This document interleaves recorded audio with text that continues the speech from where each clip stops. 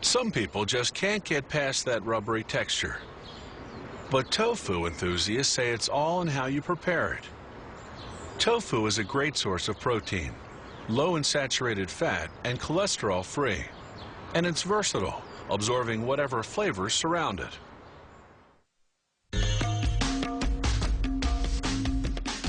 Tofu is made from soybeans, the seeds that grow in the pods of the soybean plant.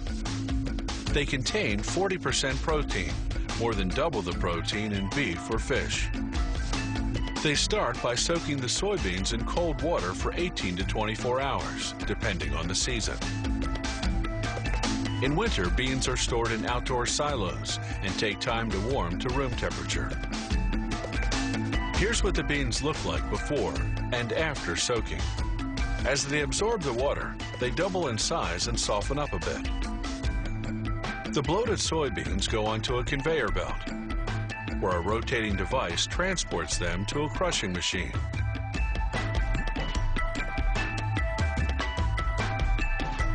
The machine crushes them into a thick and grainy soup of soybean milk and pulp. It does this by forcing the beans through an internal filtering screen.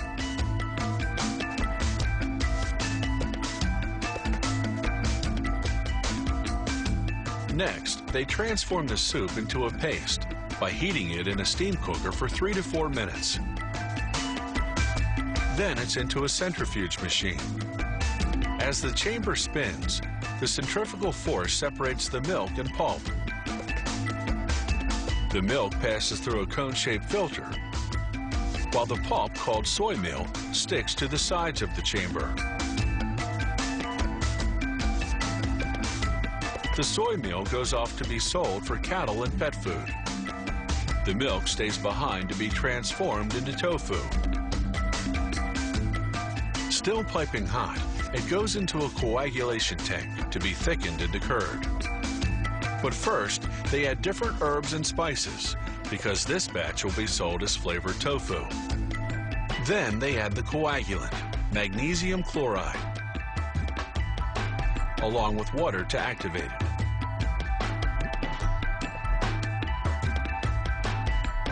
Then more stirring. It takes about 15 minutes for the soybean milk to congeal into soybean curd, otherwise known as tofu. When it's ready, it's still steaming, but pretty soggy. So they run it through a perforated cylinder to drain as much liquid as possible. By the time the tofu comes out the other end of the cylinder, it's relatively dry and roughly the consistency of scrambled eggs. Now it can be processed into those familiar blocks you buy at the supermarket. They transfer the tofu into large rectangular molds lined with cheesecloth.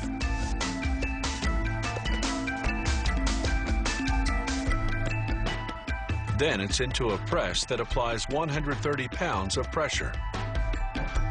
This squeezes out most of the remaining liquid and molds the lumpy, loose tofu into a firm rectangular block measuring 15 by 29 inches. They cut the block lengthwise and widthwise into 54 blocks of 10.5 ounces each. Tofu is pretty tasteless, but like a sponge, it absorbs the flavor of whatever it comes into contact with. They drench this batch in a spicy marinade to make jalapeno-flavored tofu. After verifying the weight of each block, they package the tofu with a sprinkle of spices for garnish. Then, to kill off any bacteria, the blocks go into a pasteurizer at 230 degrees Fahrenheit for an hour. When they come out, they drop into a cooling basin filled with water just above freezing temperature. They stay submerged for about an hour. Tofu comes either pre-flavored or plain. It also comes in different textures. Firm tofu maintains its shape in soups and stir-fries, while soft tofu and silken tofu are ideal for blended dishes and desserts.